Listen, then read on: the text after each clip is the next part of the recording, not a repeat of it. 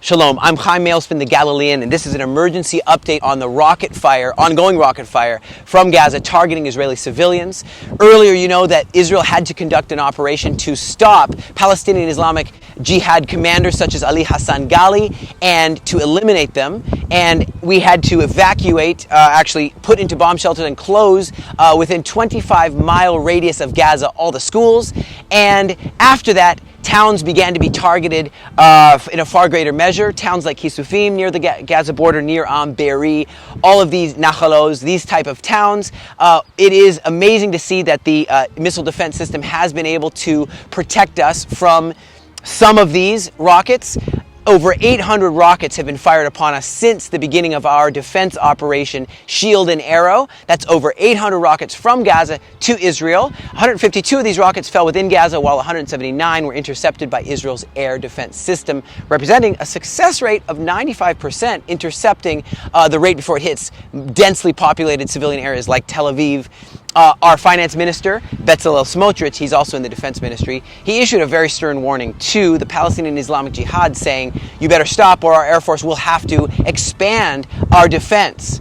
Operation Shield and Arrow began on Tuesday. Israeli airstrikes surgically targeting these mortar stations, these rocket launcher areas, and with an attempt to end their incessant aggression from the Palestinian Islamic Jihad.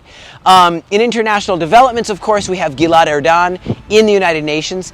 They met on an emergency session, didn't issue a statement concerning the Gaza-Israel conflict, and we're determined to show the truth that's going on, how these rockets continue to target Israeli civilians, and we do pinpoint surgical strikes to remove those rockets. Israel announced a successful operation using David Sling, that's the advanced mid-range missile defense system, intercepting incoming rockets from Gaza towards Tel Aviv. But as this conflict continues, we had to remove yet another Palestinian Islamic Jihad commander. And let me tell you what, the situation is worsening as we speak. It's dire, with rockets pounding this country, causing immense fear and trauma among our citizens here. Reports indicate that children are hiding under their beds, in clothing closets, terrified to be killed in one of these Hamas missiles. Really from Iran. Many of these missiles are from Iran. The Scale and, of course, Grud and Scud missiles are also longer and longer ranges. Missiles are being brought in. And what you see on the mainstream media, it really does not depict what's happening on the ground.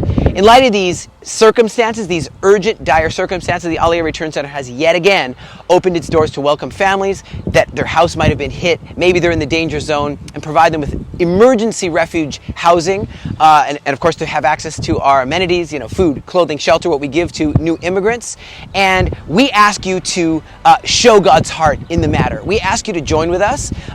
In past years we've done this, and we want to do this yet again in a large scale. And my heart is broken over these families and these children in real trauma, and they can't even go to school. They actually wake up automatically at night, and they actually go and sleepwalk because of them used to running to the bomb shelter so much. So please, will you give a $250 voucher for food or more as God leads you to help them in this dire situation? We urge everyone also to continue praying for the peace of Jerusalem, Psalms 122 verse 6. And this is really a time to rally in an Isaiah 62 Global Solemn Assembly solidarity for God's peace, for God's guidance during this very challenging time.